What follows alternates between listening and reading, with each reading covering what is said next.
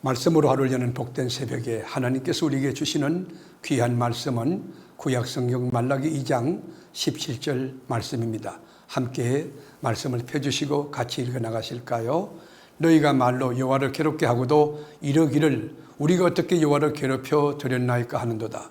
이는 너희가 말하기를 모든 악을 행하는 자는 여호와의 눈에 좋게 보이며 그에게 기쁨이 된다 하며 또 말하기를 정의의 하나님이 어디 계시냐 함이니라. 아멘.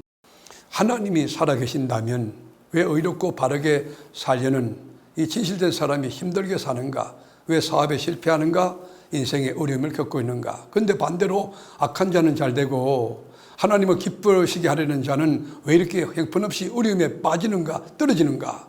하나님의 공의와 하나님의 주권이 정말 잘 시행되고 작동되고 있는 것인가 하는 질문을 던지는 것이 바벨론 포로에서 돌아오게 하고 성전도 짓고 성벽도 재건하고 많은 세월이 지났으나 아직도 이스라엘은 파사의 지배를 받고 있습니다.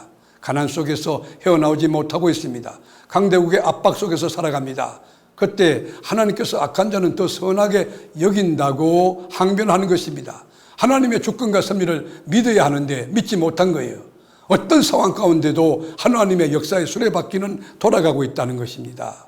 세상이 거꾸로 돌아가는 것 같으나 반드시 하나님의 섭리와 경륜과 작정대로 돌아가고 있다는 것, 합력하여 선을 이루고 계신다는 것을 믿어야 하는 것입니다.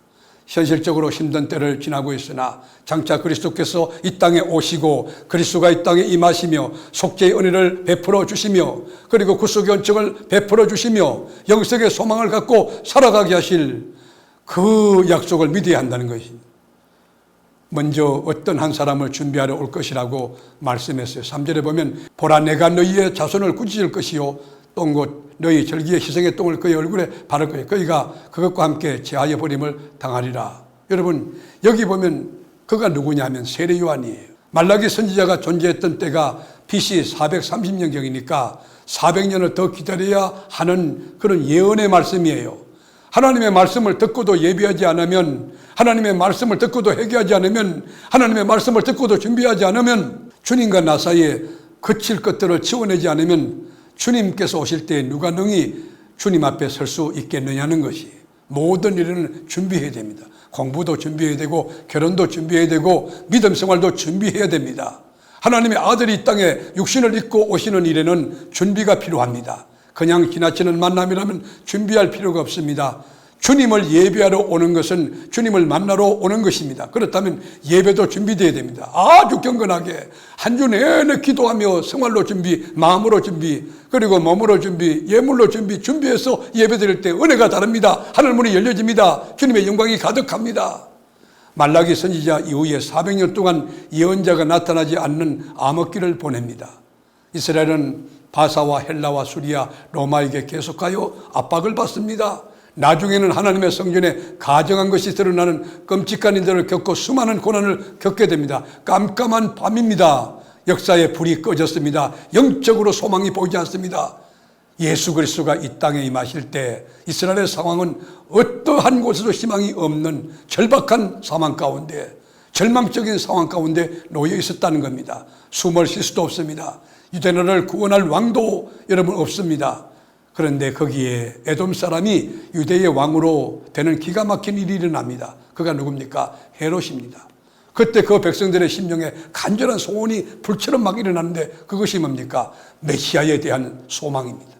다윗의 후손으로 오실 그 메시아가 이 땅에서 하나님 나라를 건설하고 속죄의 은총과 구원의 감격을 누리게 할 그 메시아 왕국의 도래를 기대한 것입니다. 그때 누가 왔습니까? 강야의 세례 요한이 나타난 거예요.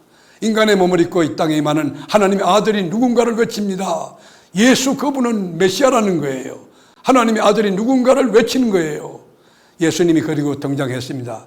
거꾸로 돌아가고 있는 역사에, 여러분 종말을 향해 치닫고 있는 역사에 하나님의 뜻이 세워진 겁니다. 펼쳐진 것입니다. 여러분 어렵습니까? 좀 말씀을 붙들고 기다리면 하나님의 약속이 이루어질 거예요.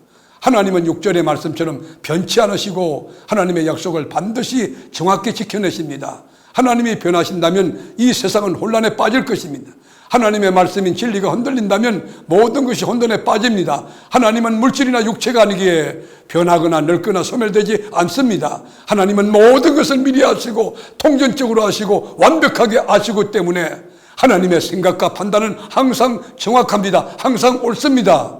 오늘도 불변의 하나님의 말씀을 붙들고 믿음으로 걸어가는 하루가 될 수 있기를 축복하고, 남은 생에도 진리 말씀 가운데 여러분 인생을 세우고 신앙을 세우고 감사함으로 믿음의 주를 바라보고 주님 찬송하며 걸어가는 멋진 그리스도의 제자, 예수의 삶을 살아가는 저와 여러분이 될 수 있기를 주님의 이름으로 축복합니다. 기도하겠습니다. 주님, 짧은 초로 인생 살면서 하나님을 찬송하며 하나님을 영화롭게 하며 예수 복음을 전거하고 복음 정인의 삶을 살아내는 예루살렘 온 유대 사마리아 땅끝까지 복음의 정인이 되는 그런 구속 복음의 은총의 삶을 살도록 도와주옵소서. 살아계신 예수님의 이름으로 간절히 기도드립니다. 아멘.